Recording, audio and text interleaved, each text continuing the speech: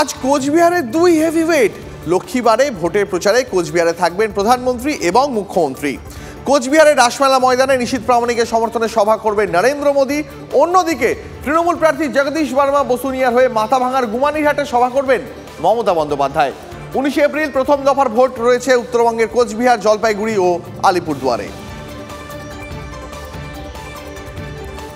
আজ সবার নজর থাকবে কোচবিহারে, কারণ কোচবিহারে আজ মেগা ডুয়েল। দুই হেভিওয়েটই আজ কোচবিহারে। লক্ষ্মীবারে ভোটের প্রচারে কোচবিহারে প্রধানমন্ত্রী এবং মুখ্যমন্ত্রী মমতা বন্দ্যোপাধ্যায়। কোচবিহারের রাসমেলা ময়দানে নিশীথ প্রামাণিকের সমর্থনে নরেন্দ্র মোদী সভা করবেন। অন্যদিকে তৃণমূল প্রার্থী জগদীশ বর্মা বসুনিয়ার হয়ে মাথাভাঙায় সভা করবেন মমতা বন্দ্যোপাধ্যায়।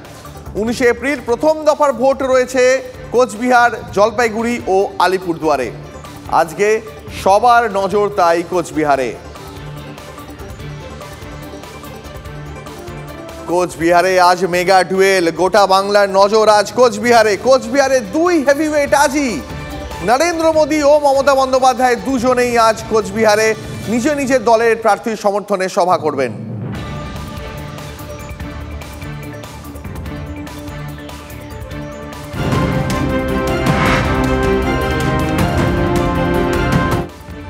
আসছে আরেকটা গুরুত্বপূর্ণ খবরে। কেজরির গ্রেপ্তারির প্রতিবাদে এবার অনশন কর্মসূচি আপের। 7 এপ্রিল যন্তর মন্তরে অনশনে আপের মন্ত্রী, সাংসদ, বিধায়করা। অনশনে যোগ দিতে সাধারণ মানুষকেও আহ্বান আপ নেতৃত্বের। একদিনের মধ্যেই ওয়াটগঞ্জে মহিলা দেহাংশ উদ্ধারের কিনারা করল কলকাতা পুলিশ। শুধু মহিলার পরিচয় নয়, প্রাথমিকভাবে সন্দেহভাজন খুনিকেও চিহ্নিত করেছে পুলিশ। দুর্গা সরখেল নামে ওই মহিলার বাড়ি খিদিরপুরের পদ্মপুকুর এলাকায়। খুনের পিছনে দুর্গা স্বামী ধনী সরখেল রয়েছে বলে প্রাথমিকভাবে মনে করছেন গোয়েন্দারা। আরো বিস্তারিত জানবো আমার সহকর্মী সুমন মহাপাত্রর কাছ থেকে। সুমন। হ্যাঁ, একেবারেই দেখো দীপ, যেমনটা তোমাকে বলছিলাম যে পুলিশ একদিনের মধ্যেই ঘটনার অনেকটা কাছে পৌঁছে গিয়েছে এবং যেটা জানা যাচ্ছে দুর্গা সরখেল এবং তার স্বামী ধনী সরখেল, এই ধনী সরখেলকে কিন্তু সন্দেহভাজন তালিকার মধ্যে রেখেছে পুলিশ।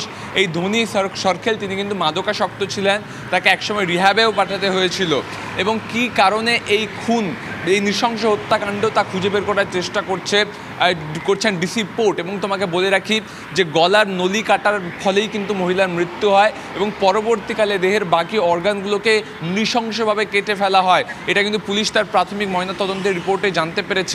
এছাড়া তোমাকে বলে রাখি যে ঘটনাস্থলে এই ঘটনা ঘটেনি, যেখানে দেহাংশ উদ্ধার হয়েছে সেখানে এই ঘটনা ঘটেনি, অন্যত্র কোথাও এই ঘটনা ঘটিয়ে এনে দেহাংশ ফেলা হয়েছে, এটা পুলিশের প্রাথমিকভাবে অনুমান। ইতিমধ্যেই পুলিশ কিন্তু এই মহিলার পরিবারের, তার দেওর এবং তার শ্বশুরবাড়ির বেশ কয়েকজনকে জিজ্ঞাসাবাদ করেছে। যেটা জানা যাচ্ছে এই দম্পতির ক্লাস 10-এ পড়া একজন ছেলে রয়েছে। অর্থাৎ কি কারণে এই খুন, কে খুন করলো, মোটিভ কি, এগুলো খুঁজে বার করার জন্য আজকে সারাদিন কিন্তু অ্যাকশনে থাকবে। বুঝতে পেরেছি সুমন, অনেক ধন্যবাদ তোমাকে। পরিস্থিতির উপর নজর রাখো এখন।